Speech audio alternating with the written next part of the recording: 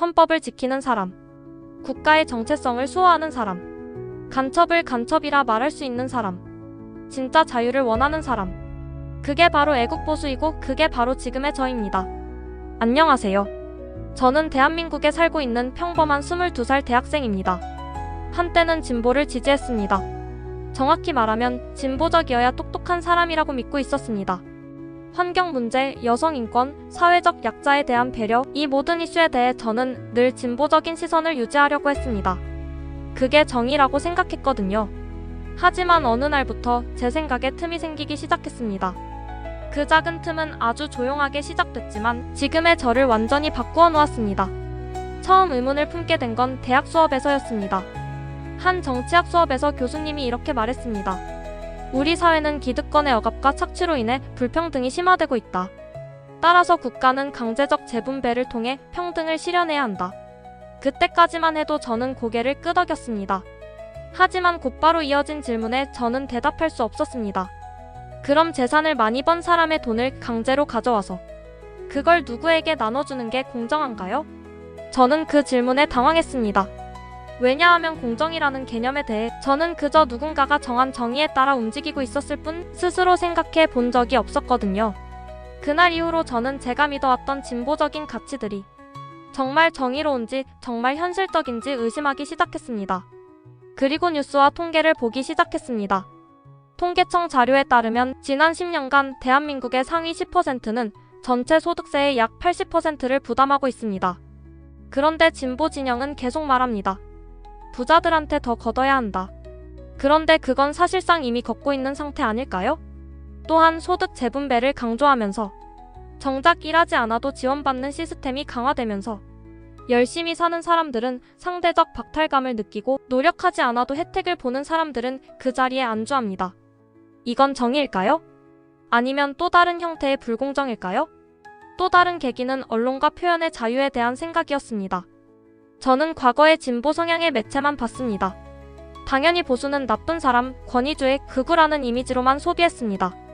그러다 우연히 보수 유튜브 채널을 보게 되었고 처음엔 반감이 들었습니다. 하지만 이상하게도 그들의 주장은 논리적이고 숫자와 근거가 있었습니다. 예를 들어 대한민국은 아직도 분단국가이며 안보는 선택이 아닌 생존의 문제다. 한미동맹은 단순한 외교적 이익이 아니라 생명줄이다. 이런 말을 들으며 저는 한 가지를 깨달았습니다. 진보는 늘 이상을 말하지만 보수는 현실을 말하고 있었다는 것. 여성 인권 문제도 마찬가지입니다. 진보 진영에서는 여성은 피해자다라는 구조를 강하게 고정합니다. 하지만 저는 살아오며 남성 친구들이 겪는 억울함, 군복무에서 느끼는 고통, 취업에서의 역차별을 실제로 봤습니다. 그럼에도 불구하고 사회는 여성 우대 정책을 계속 밀어붙입니다. 결국 누가 더 약자인가의 문제가 아니라 누가 더 많은 표를 줄 것인가의 문제로 바뀌고 있었던 거죠. 진짜 평등은 성별이나 계층을 가리지 않고 노력한 사람에게 기회를 주는 사회여야 하지 않나요? 저는 이런 질문들을 스스로에게 던졌고 하나하나 풀어가다 보니 보수적인 시각이 훨씬 더 합리적이라는 결론에 도달하게 되었습니다. 보수는 자유를 말합니다. 스스로의 노력에 책임을 지는 삶을 말합니다. 국가가 간섭하지 않고 시민이 자율적으로 살아갈 수 있는 사회를 추구합니다. 그리고 그것은 결코 낡은 가치가 아니라 가장 성숙한 가치였습니다. 또 하나의 중요한 계기. 그건 바로 국가안보 문제였습니다. 저는 북한 문제에 대해 그동안 진보적인 시선을 유지했습니다. 대화로 해결해야지 무력은 안 돼. 하지만 북한이 계속해서 미사일을 쏘고 우리 군을 향해 도발을 이어가는 모습을 보며 한 가지 질문이 들었습니다. 도대체 우리는 언제까지 막기만 해야 할까? 보수는 힘의 균형을 말합니다. 전쟁을 원하는 것이 아니라 전쟁을 억제할 수 있는 힘을 말합니다. 강한 국방, 튼튼한 동맹, 그리고 나라를 지키겠다는 의지. 이것이 없으면 아무리 복지 정책이 좋아도 그 나라 자체가 존재하지 않을 수 있습니다. 이제 저는 애국보수라는 말을 부끄러움 없이 말할 수 있습니다. 보수는 단순히 과거로 돌아가자는 것이 아닙니다. 보수는 책임을 지겠다는 자세입니다. 그리고 저는 그 책임을 질 준비가 되어 있습니다. 진보를 비난하고 싶은 건 아닙니다. 그들도 나름의 정의와 이상을 가지고 있습니다. 하지만 지금의 진보는 그 이상과 현실 사이의 균형을 완전히 잃고 있습니다. 정의를 말하면서 특정 계층을 억압하고 평등을 말하면서 새로운 차별을 만듭니다. 다양성을 말하면서 자신들과 생각이 다른 사람을 배척합니다. 그건 더 이상 진보가 아닙니다.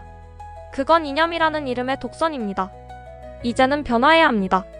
저는 그 변화를 젊은 보수가 만들어갈 수 있다고 믿습니다. 우리는 스마트폰과 유튜브로 진실을 찾는 세대입니다. 기성세대처럼 선동에 휘둘리지 않습니다.